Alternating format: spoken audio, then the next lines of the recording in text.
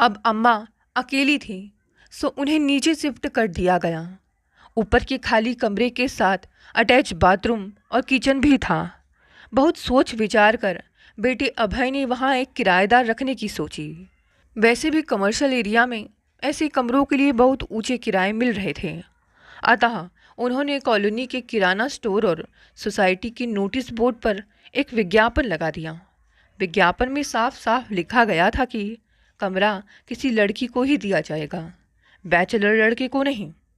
यह शर्त अम्मा की ही थी, क्योंकि अभय की 16 वर्षीय बेटी यानी उनकी पोती निधि सयानी हो रही थी। जवान किराएदार के साथ मकान मालिक की लड़की के भागने की खबरों को बाबूजी ने उन्हें कितनी बार चटखारी लेते हुए अखबार से पढ़कर सुनाया था। इसीलिए वे पोती के साथ कोई रिस्क लेना नहीं चाहती थी। विज्ञापन को ही पढ़कर आज अंतरा आई थी। आधुनिक लिबास, हाई हिल, कल्चर में फंसे उलझे से बाल, मुंह में च्युइंगम, इधर उधर दौड़ती लापरवाह सी नजरें, बिल्कुल बिंदास रवैया। वह पास ही के एक बड़ी कंपनी में काम करती थी। देखिए, मैं अकेली ही रहूँगी, साथ ही यह भी क्लियर कर दूंगी कि मेरी शिफ्ट में ड्यूटी रहती है। वर्किंग आवर ऑड है, सो रात को अक्सर लेट भी हो जाता है। अगर आप लोग इस बात को माइंड करेंगे तो पहले ही बता दें। पिछली जगह मेरे लेट आने से उन लोगों को प्रॉब्लम था। लड़की के लेट आने को सीधा कैरेक्टर से जोड़ते हैं। अंतरा आंखें चढ़ाती हुई बोली। सुनते ही अम्मा के कान खड़े हो गए। अंतरा अम्मा को और उनकी बहू सुनीता की उपस्थिति लगभग नकारते हुए सारी बात अभय से ही कर रही थी, और ये बात अम्मा को जरा भी अच्छी नहीं लग रही थी। उसके हिसाब से तो लड़की होने के नाते अंतरा को सभी पूछताछ उनसे या बहू सुनीता से ही करनी चाहिए थी। नहीं नहीं, हमें कोई प्रॉब्लम नहीं है, वैसे भी ऊपर का अलग एंट्रेंस है, अभय ने कहा।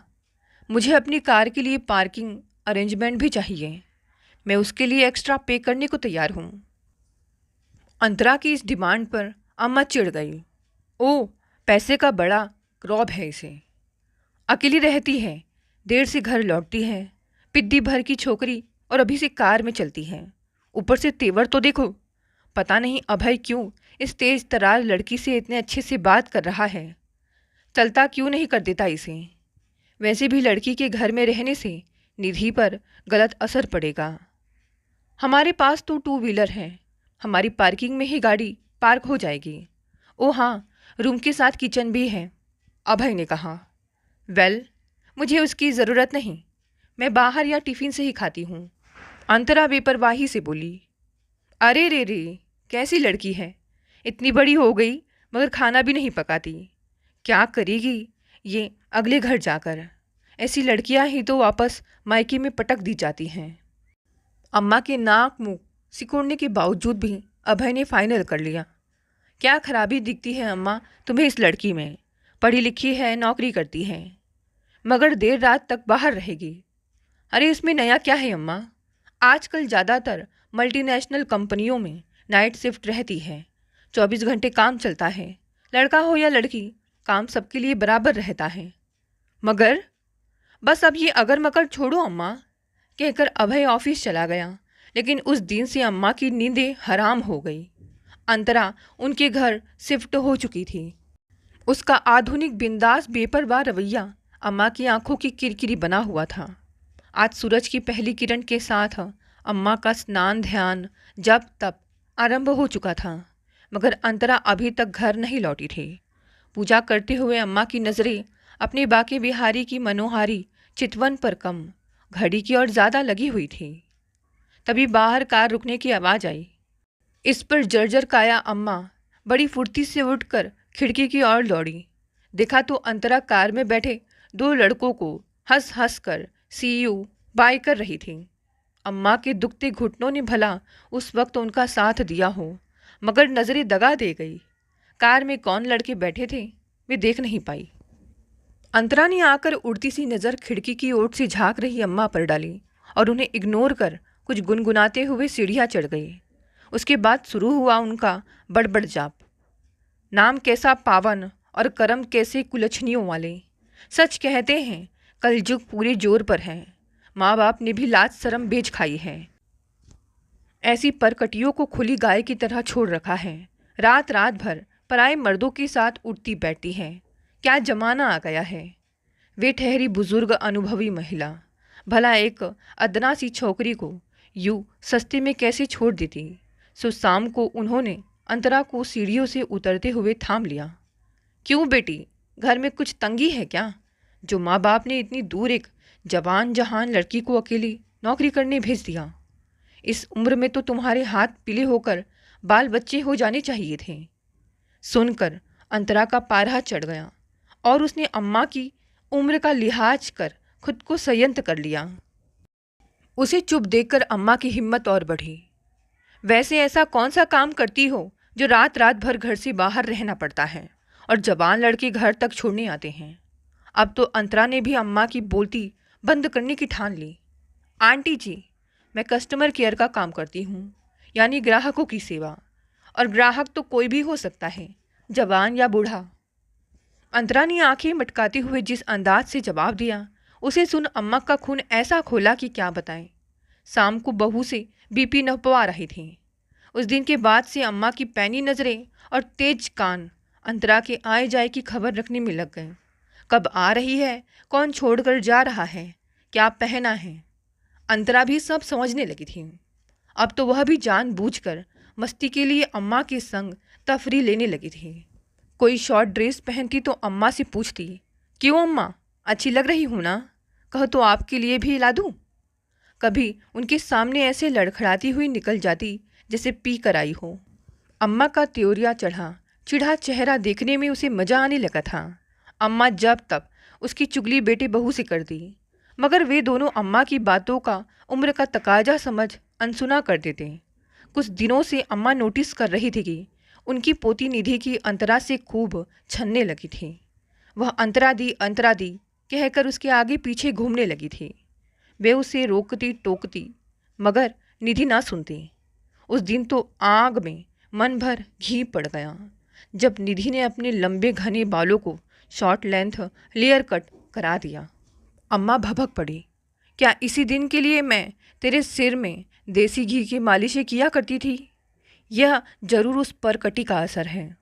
आज भुनभुनाई अम्मा ने आपा खोकर बेटे से दो टुक कह दिया, देख अब है, अगर अपनी छोरी को बचाना चाहता है तो ऐसी परकटी को निकाल कर बाहर कर। अगर वो इसके नक्शे कदम पर चलने लगी तो कह देती हूँ, नाक कट जाएगी तेरी। जब देखो उसी के आगे पीछे घूमती रहती है। आज तो गज भर लंबे बाल भी कटा आई। बस करो अम्मा, बहुत हुआ।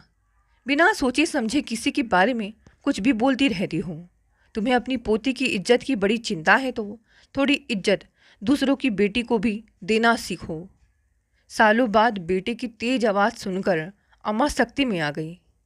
जाने क्या जादू कर दिया है उसने सब पर। उस दिन तेरी आँख खुलेगी जब निधि भी उसकी तरह बन जाएगी। काश ऐसा हो जाए अम्मा, अगर निधि भी उसकी तरह बन जाए तो मुझे उस पर बहुत गर्व होगा। तुम्हें पता है, देश के टॉप मैनेजमेंट स्कूल से MBA किया है उसने। बहुत होशियार और आत्मनिर्भर लड़की है। इतनी सी उम्र में इतने अच्छे पद पर है वह। मैंने ही निधि से कहा था कि अंतरा दीदी से करियर गाइडेंस ले लो। वह निधि को बहुत अच्छे से समझा रही है और उसकी पढ़ाई में भी मदद कर रही है। रही बात बालों की तो निधि ने बाल काटने से पहले हमारी इजाज़त ली थी। उसके बाल हैं, वह जैसा रखना चाहे रखे। बच्चों को इतनी छूट तो देनी ही चाहिए, कहकर अभय चलते बने। बस उस दिन के बाद अम्मा ने मौन व्रत धारण कर लिया, यानी मौन भी और व्रत भी। बेटे से बातचीत बंद कर दी और बहू के हाथ का पका खाना छोड़ दिया। खुद पकाती खाती माँ बेटे के कोल्ड वॉर को ख़त्म करने के लिए ही सुनीता ने अभय को समझाया, एक किराएदार के पीछे क्यों अम्मा को दुखी करते हो? जानते हो कितनी ज़िद्दी हैं वे। घर की शांति भंग हो गई है अंतरा के पीछे। मैं तो कहती हूँ उसे निकाल कर बाहर करो, तभी अम्मा का फूला मुंह उतरेगा। हम कोई नया किराएदार ढूंढ लेंगे। इस पर अभय भी अड़ गए। घर की शांति अंतरा के कारण नहीं बल्कि अम्मा की ओछी मानसिकता के कारण भंग हो रही है। जरा सोचो सुनीता, कल को हमारी बेटी को भी पढ़ने लिखने या नौकरी करने घर से दूर किसी शहर जाना पड़ सकता है, कहीं किराए के घर में रहना पड़ सकता है। तब उसके ऊपर भी कोई ऐसी ही उंगली उठाए तो तुम्हें कैसा लगेगा? हमें तो चाहिए कि हम अंतरा को एक परिवार जैसा सौहार्दपूर्ण सुरक्षित माहौल दें, ताकि वह खुद को अकेली ना समझे। तभी तो हम भी भविष्य में किसी और से अपनी बेटी के लिए ऐसी ही उम्मीद कर सकते हैं। बात सही थी, अतः सुनीता चुप हो गई। अभय कुछ दिनों के लिए ऑफिस टूर पर गए हुए थे और निधि मामा के घर। अम्मा रसोई में चाय बना रही थी कि तभी अचानक से सुनीता के करहाने की तेज आवाज़ें आईं। अम्मा ने जाकर देखा तो पाया सुनीता बाथरूम में फिसल गई थी। उसकी कमर में असहनीय दर्द हो रहा था। वह खुद से उठ भी नहीं पा रही थी। घर में सुनीता के अलावा बस अम्मा ही थी। वे सन्न रह गई। कुछ नहीं सूझ रहा था, क्या करे। तभी अंतरा सुनीता की चीख सुनकर भागी भागी आ गई। दोनों ने किसी तरह सहारे से सुनीता को उठाकर बिस्तर पर लिटाया। घबराहट में अम्मा के दिमाग ने काम करना ही बंद कर दिया था। उधर सुनीता दर्द से बेहाल हो रही थी। अंतरा ने सुनीता को तुरंत हॉस्पिटल ले जाने का निर्णय लिया। उसने बड़ी सावधानी से कार की बैक सीट पर सुनीता को लिटाया और अम्मा को आगे बैठने का निर्देश दिया। इस वक्त लाचार अम्मा किसी भी तरह के सवाल जवाब करने में असमर्थ थी। अंतरा धीरे धीरे गाड़ी ड्राइव करते हुए हॉस्पिटल की ओर चल दी। सुनीता को अंतरा ने एडमिट कराया। एक्सरे, एमआरआई सब हुआ। स्लिप डिस्क हुआ था। पंजे में भी फ्रैक्चर था। अम्मा के हाथ पांव फूल गए। उन्हें तो फॉर्म भरना तक नहीं आता था। हॉस्पिटल की सारी फॉर्मेलिटीज़, सारे टेस्ट वगैरह अंतरा ही निपटा रही थी। घर के किसी बड़े जिम्मेदार व्यक्ति की तरह उसने बड़ी कुशलता से स्थिति संभाली। पैसों की सोच। अम्मा को याद आया कि गफलत में घर से निकलते ही वे पैसे लेना भी भूल गई थी। उन्होंने घर जाकर पैसे लाने की बात की तो अंतरा बोली, घर जाने की कोई ज़रूरत नहीं है, आप टेंशन मत लीजिए, मैंने अपने कार्ड से सब पेमेंट कर दिए हैं। अम्मा दम साधे खड़ी रही और अंतरा सब व्यवस्थाएं करती गई। ऑफिस से छुट्टी लेकर वह पूरे दिन वहीं बनी रही और उन दोनों का हर तरह से ख्याल रखती थी। अम्मा दोहरे सदमे में थी। पहला तो इस आकस्मिक दुर्घटना का था, दूसरा अंतरा के आगे छोटी पड़ जाने का था। जिस अंतरा के लिए उसके मन में जरा भी सम्मान नहीं था, जिसे वे आजकल की बिगड़ैल लापरवाह परकटी लड़की समझती थी, आज वही उनके लिए किसी देवदूत से कम ना थी। अम्मा बैठी बैठी सोच रही थी, कितने अच्छे से इसने सारी स्थिति संभाल ली। हजारों रुपए का पेमेंट तक कर डाला। 1 मिनट नहीं लगाई सोचने में। ऐसे तो हम कोई सगे रिश्तेदार भी नहीं हैं, मकान मालिक ही तो हैं। कौन करता है आजकल किसी के लिए इतना। सुनीता की खबर सुन शाम तक अभय और निधि दोनों लौट आए थे। अभय ने अंतरा को तहे दिल से धन्यवाद दिया।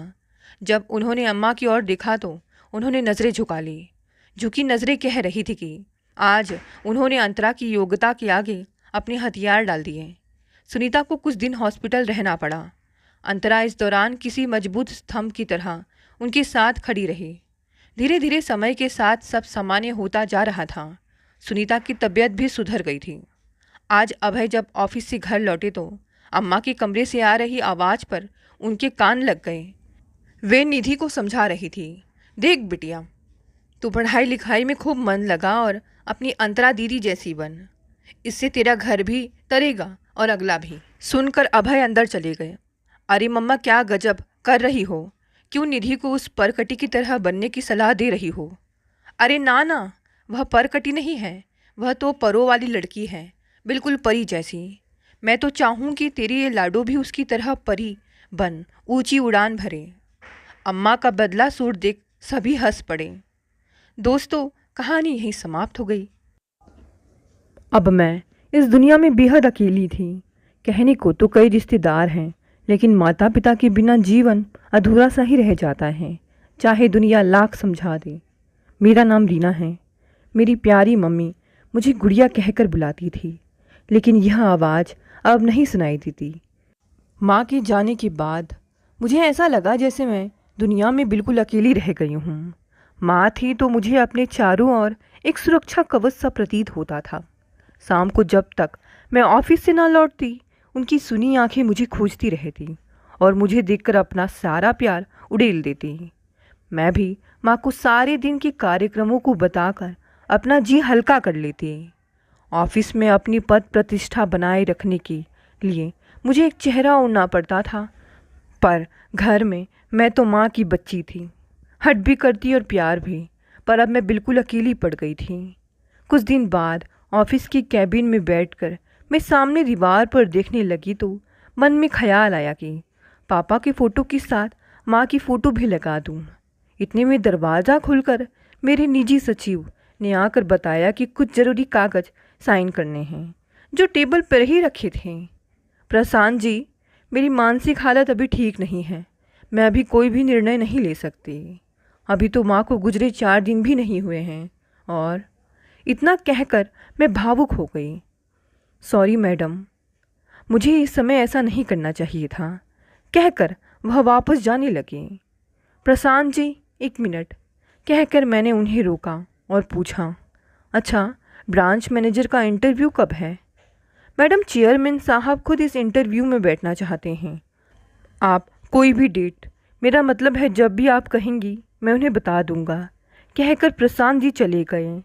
हमारी मल्टीनेशनल कंपनी देश की 5 बड़ी ब्रांच के लिए कुशल मैनेजर रखना चाहती थी।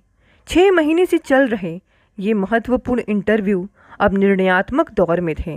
उनका वार्षिक पैकेज भी 10 लाख रुपए का था, यानी मुझसे आधा। चेयरमैन को तो इस इंटरव्यू में आना ही चाहिए। मैं अनमने और भारी मन से एक एक पत्र देखने लगी। मन कहीं भी ठीक नहीं रहा था। माँ की भोली सूरत बार बार आंखों के सामने तैर जाती। मैंने सारी फाइलें बंद कर दी और अपने सचिव को बताकर घर चली आई। रिश्तेदार, सगे संबंधी सब एक एक कर जा चुके थे। महरी अपना काम समेट कर टीवी देख रही थी। शायद उसे इसका एहसास नहीं था कि मैं घर जल्दी आ जाऊंगी। उसे टीवी के पास बैठी देखकर मैं एकदम झल्ला गई और अपना सारा गुस्सा उस पर ही उतार दिया और फिर निढाल होकर पलंग पर पसर गई। थोड़ी देर में महरी चाय बनाकर ले आई। मुझे इस समय सचमुच चाय की ही ज़रूरत थी। वह चाय मेज पर रख कर बोली, मेम साहब, आप ही बताइए, मैं सारा दिन यहाँ अकेली क्या करूँ? माँ जी और मैं इस समय टीवी ही देखा करते थे। आपको पसंद नहीं है तो अपना घर खुद ही संभालिए, कहकर वह तेजी से चली गई। मेरे क्रोध और धैर्य की सीमा न रही। इसकी इतनी हिम्मत कि मुझे कुछ कह सके, मेरी बात काट सके। वह इस बात पर मेरा काम छोड़ भी देती तो मैं उसे रोकती नहीं, चाहे बाद में मुझे कितनी ही परेशानी होती। झुककर बात करना तो मैंने कभी सीखा ही नहीं था। बचपन से आज तक मैंने वही किया जो मेरे मन को भाया। जिससे सहमति नहीं बन पाती उससे मैं किनारा कर लेती। चाय पीने के बाद भी मुझे चैन नहीं आया। मैं बदहवास एक कमरे से दूसरे कमरे में बिना मकसद घूमती रही। मुझे लग रहा था कि माँ की आकृति कहीं आसपास ही तैर रही है। मैंने माँ की तस्वीर पापा की तस्वीर के साथ लगा दी। उनकी फ़ोटो पर लगे गेंदे के फूल मुरझाकर पापा की तस्वीर पर लगे नकली फूलों की शक्ल ले रहे थे। मैं माँ की तस्वीर के पास जाकर उन्हें देखती रही और फिर बीते दिनों के ऐसे तहखाने में जा पहुँची जहाँ बहुत अंधेरा था।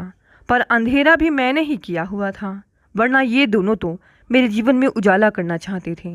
मुझे अपना खोया हुआ बचपन याद आने लगा और मैं अपने ही अतीत के पन्नों को एक एक कर पलटने लगी। इकलौती संतान होने के कारण माँ और पापा का सारा प्यार मेरे ही हिस्से में था। जब भी पापा को कोई मेरे लड़की होने का एहसास करवाता, पापा हंसकर कहते कि यही मेरा बेटा है और यही मेरी बेटी भी। उन्होंने मेरी परवरिश भी मुझे बहुत सी स्वतंत्रता देकर अलग ढंग से की थी। माँ जब भी मुझे किसी लड़की के साथ देखती या देर शाम को घर आते देखती तो अच्छा बुरा समझाने लगती और पापा एक सिरे से माँ की बात को नकार देते।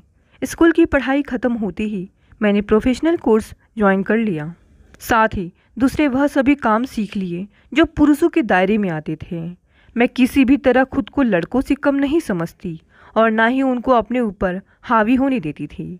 मेरे इस दबंग और अक्खड़ स्वभाव के कारण कई लड़के तो मेरे पास आने से भी डरते थे। एक बार मैं कॉलेज टीम के साथ टेबल टेनिस का मैच खेलने सहारनपुर गई थी। रात को खाने के समय बातों बातों में मुझे एक लड़की ने प्रपोज किया तो उस लड़की के कंधे पर हाथ रखकर मैं बोली, एक बात तुम्हें साफ साफ बता दूं कि मैं ऐसी वैसी लड़की नहीं हूँ और ना ही मुझे आम लड़कियों की तरह हल्के में लेना। दोबारा मेरे साथ नाम जोड़ने की कोशिश भी मत करना।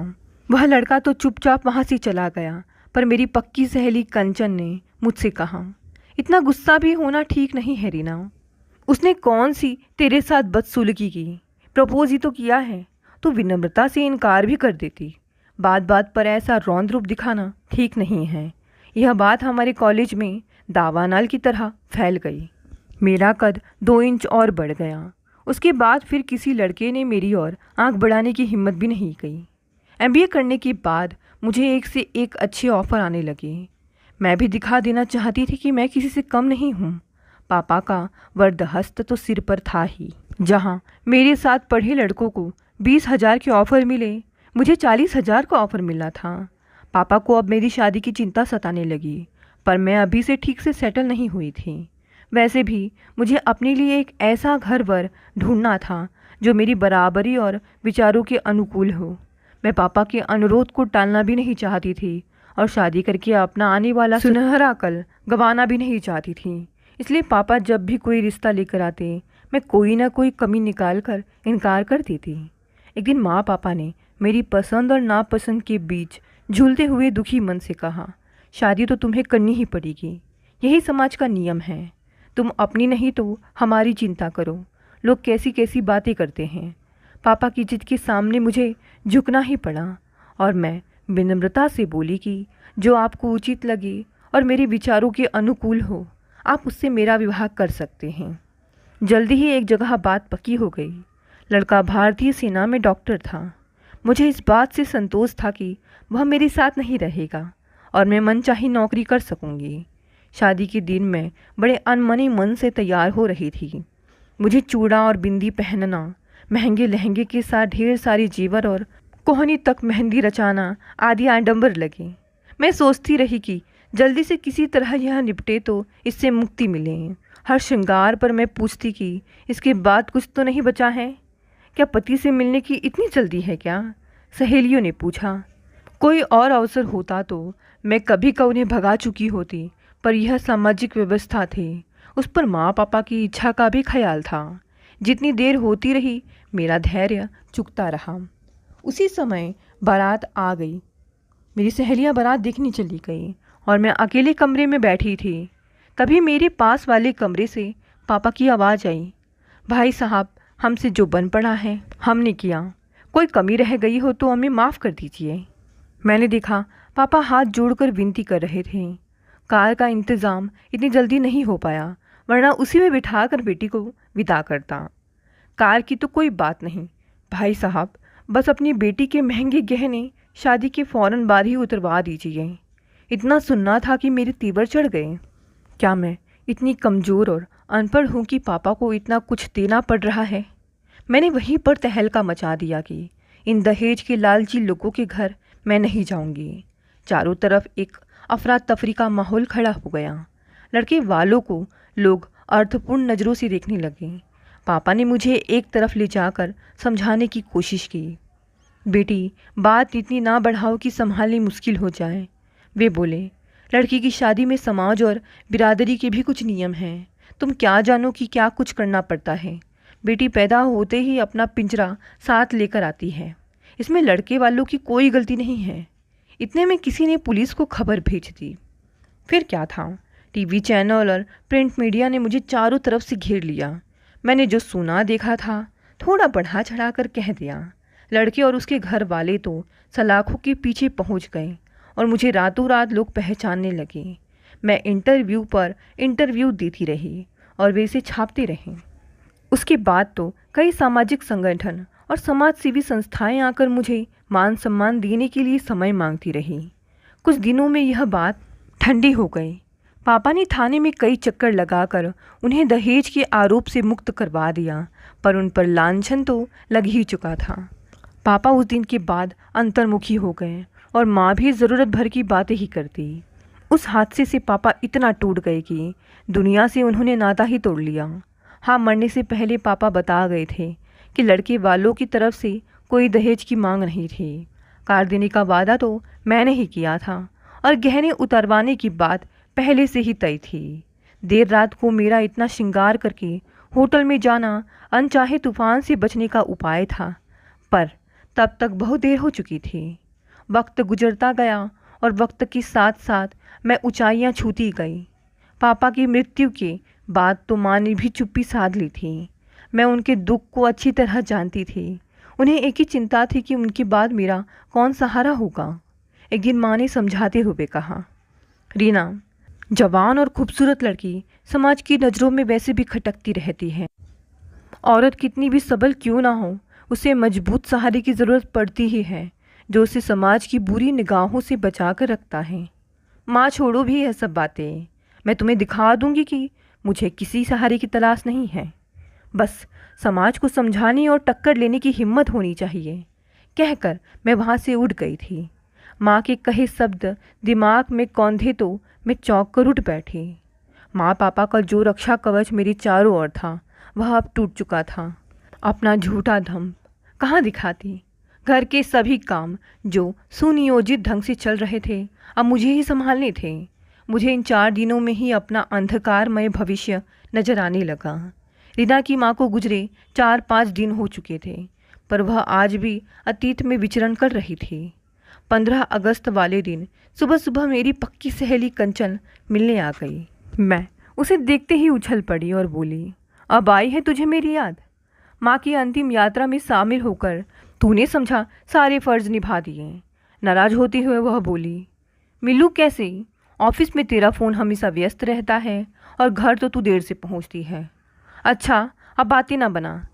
यह कहकर उसका हाथ पकड़ उसे बिठाते हुए मैं बोली, बता क्या लेगी? कुछ भी बना ले, कंचन बोली। तेरी बड़ी याद आ रही थी, सो सोचा कि तू आज के दिन तो घर पर ही मिलेगी। और इसी के साथ कंचन पाँव पसार कर बैठ गई। जब तक मैं चाय नाश्ता तैयार करके लाई, कंचन ने मेज पर ढेर सारी पत्र और फोटो बिछा दिए।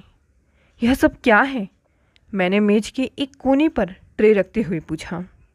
बस क्या बताऊँ रीना, आंटी ने मरने से कुछ दिन पहले मुझे बुलाया और तेरे लिए पुनः घर वर खोजने को कहा था।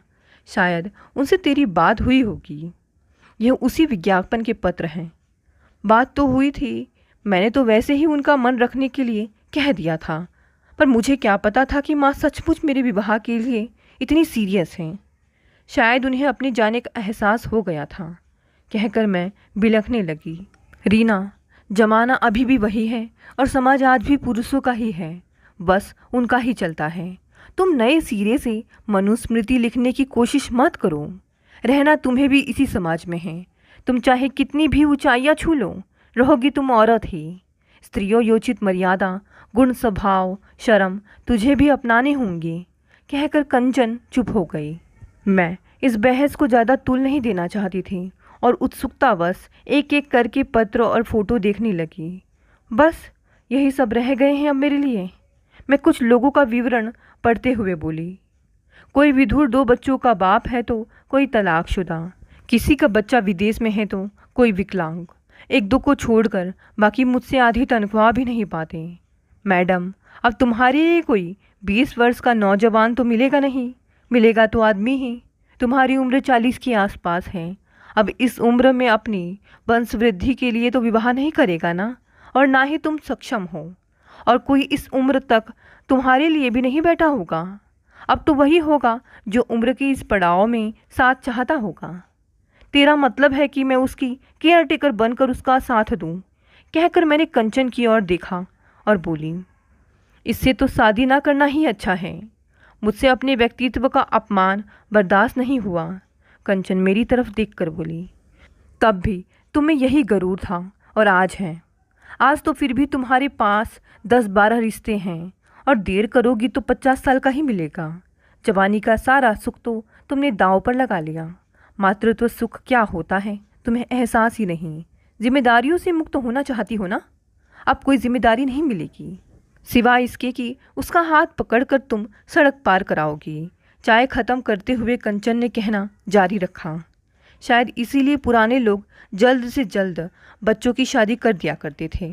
लड़की आसानी से उस परिवार में ढल जाती थी। एक दूसरे के साथ रहते रहते प्रेम, तकरार, संवेदनाओं और भावनाओं का एहसास होता रहता था। एक बार फिर से सोच लो तुम, यह जो कुछ तुमने कमा कर जोड़ा है ना, उसका सुख दूसरे ही भोगेंगे। पर इतना याद रखना, इस तपते रेगिस्तान में चलना तुम्हें अकेला ही पड़ेगा। बात कड़वी थी पर थी सच। मुझे कंचन की सरल भाषा में कही गई बातों ने सोचने पर मजबूर कर दिया। मैं अपने अंधेरे भविष्य को देखकर एकदम घबरा गई। अच्छा, अब मैं चलती हूँ। घर पर बच्चे इंतज़ार करते रहे होंगे। बस इतना बता दो कि तुम शादी करना चाहती हो या नहीं, ताकि मैं इस बारे में आगे सोच सकूं। आंटी मुझे यह काम सौंप गई थी, इसलिए मैं तुझे समझाने चली आई। माँ की इच्छा और कंचन के तर्क के आगे मैं एकदम बौनी पड़ गई और मैंने उसकी बात मान ली। जाते जाते कंचन बोल गई, देखो, तुम दिन भर बैठकर फिर से सारे पत्र पढ़ लो। समझ में आता है तो ठीक है, नहीं तो नया विज्ञापन दे देती हूँ। मैं शाम को आती हूँ, फिर पता नहीं तुम्हें कब फुर्सत मिले। शाम को कंचन के आने से पहले मैंने सारे पत्र पढ़े। जैसा वर मुझे चाहिए था उनमें से वैसा कोई न मिला। मैं विरोधाभास के समुद्र में तैरती रही। माँ पापा की इच्छा का ध्यान रखते हुए मैंने 2-3 बायोडाटा अलग रख दिए। ठीक 6 बजे कंचन आ गई। अपने साथ आए एक व्यक्ति का परिचय करवाते हुए बोली, यह पंकज शर्मा है। यह मेरे परिचित भी हैं और मैरिज काउंसलर भी हैं। मैंने सोचा इन्हें साथ लेती चलूँ ताकि तुम्हारे मन की कोई शंका हो तो निवारण कर लोगी। उनके लिए झट से शरबत बनाकर मैं वहीं पास ही बैठ गई। रीना, मैंने इनको तुम्हारे बारे में सब कुछ बता दिया है। अब तुम बिना झिझक इनसे बात कर सकती हो। कंचन मुझे देखते हुए बोली, उनमें से कोई तुम्हें पसंद आया क्या? मैंने अपने चुने हुए पेपर उनके सामने रख दिए। पंकज जी ने पेपर्स देखते हुए पूछा, मैम, क्या आप साफ साफ बता सकती हैं कि आप अब शादी क्यों करना चाहती हैं? यह कैसा बेहुदा सवाल है, मैंने चिढ़कर कहा। मेरी आवाज़ में रोष स्पष्ट था। यही तो अहम प्रश्न है रीना। उनकी अनुभवी नज़रों ने मुझे चीर कर रख दिया। शायद इसीलिए कि माँ चाहती थी या समाज मुझे भेद भरी नज़रों से ना देखे, इसीलिए, या शायद मुझे सहारे की ज़रूरत हो। मैंने अपने आप से प्रश्न किया। मैं मन ही मन उचित शब्दों को तलाशती रही। फिर बोली, मुझे लगता है मैं बहुत अकेली जी ली। अब कदम जिस उम्र की ओर बढ़ रहे हैं, शायद मैं अकेली ना चल सकूं।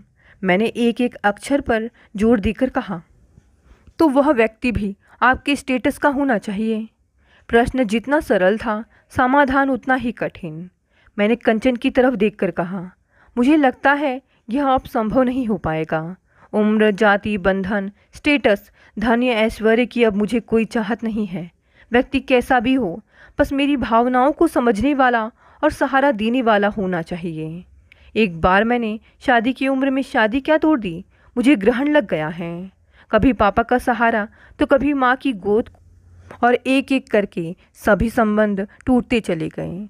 आज मैं बिल्कुल अकेली खड़ी हूँ, कहकर मैं सुबकने लगी। मेरा सारा दुख आंखों की रास्ते बाहर निकल गया। हमारे बीच एक गहरी चुप्पी छा गई। रीना, कंचन ने मेरे पास आकर मेरे गाल थपथपाए और कहने लगी, पंकज वही व्यक्ति है जिसकी शादी बरसों पहले तुमसे हो रही थी। तुम्हारे झूठे लांछन की वजह से ना इनकी शादी हो पाई और ना तुमने ही की। मैंने तुमसे झूठ बोला कि यह मेरे जानने वाले हैं। विज्ञापन के उत्तर में इनका भी एक पत्र आया था जो मैंने संभाल कर रख लिया था। तुमसे सब कुछ सुनने के बाद ही मैंने इनसे तुम्हारे बारे में बात की। इनके मन में अब भी तुम्हारे प्रति रोष था, किंतु मैंने इन्हें सब कुछ बता दिया है। बाकी तुम दोनों बात कर लो। यह सुनते ही मेरी सांसें ठहर गई, जैसे मैं सबके सामने अपराधी हो गई हूँ। मेरी जबान ने अब मेरा साथ छोड़ दिया। मैं बेहद परेशान हो गई थी। अपने पर काबू पाने में मुझे कुछ समय लगा। फिर मैं बोली, मुझ में अब इतनी हिम्मत नहीं है कि इनसे नज़र भी मिला सकूं। पहले ही मैंने इनका जीवन बर्बाद कर दिया। मुझे जब तक इनके बारे में पता चला बहुत देर हो चुकी थी। यदि यह मुझे स्वीकार कर ले तो इनका मुझ पर बड़ा एहसान होगा। मैं वादा करती हूँ कि ताउम्र इनकी हमराही बनकर इनकी सेवा करूँगी। बस यही सिर्फ एक बार मुझे माफ़ कर दें। क्या तुम मेरे लिए नौकरी छोड़ सकती हो? पंकज जी ने पूछा। हाँ, आपकी खुशी के लिए मैं अभी इस्तीफ़ा भेज सकती हूँ। बस मुझे एक बार प्रायश्चित करने का अवसर दीजिए, कहकर मैं रोने लगी। मेरा कंठ एकदम अवरुद्ध हो गया। मैं उनके पैरों पर गिर पड़ी। पंकज ने मुझे उठाकर अपने सीने से लगा लिया और बोले, मैं तुम्हें ना तो नौकरी छोड़ने के लिए कहूँगा और ना ही कुछ ऐसा कहूँगा जो तुम्हारी इच्छाओं के विरुद्ध हो। बस पिछली बातों को लेकर मन में कोई अवसाद ना रखना। मैं उनकी ओर ना देखने का बहाना करते भी चोरी चोरी उन्हें देखने लगी। पता नहीं कैसे मुझ में से 18 साल की किशोरी रीना निकलकर बाहर आ गई और पुनः उनके सीने से जा लगी। मुझे अपने चारों ओर बाहों के घेरों का एहसास हुआ तो मैं वापस वहीं पर पहुंच गई जहां से चली थी। कितनी बड़ी कीमत चुकानी पड़ी मुझे, यह बस मैं ही जानती हूँ। दोस्तों, ये कहानी यहीं समाप्त हो गई। कहानी पसंद आई तो इसे लाइक, शेयर और कमेंट करें। नए हैं तो इस चैनल को भी सब्सक्राइब कर लें। धन्यवाद दोस्तों, मिलते हैं अगली नई कहानी से।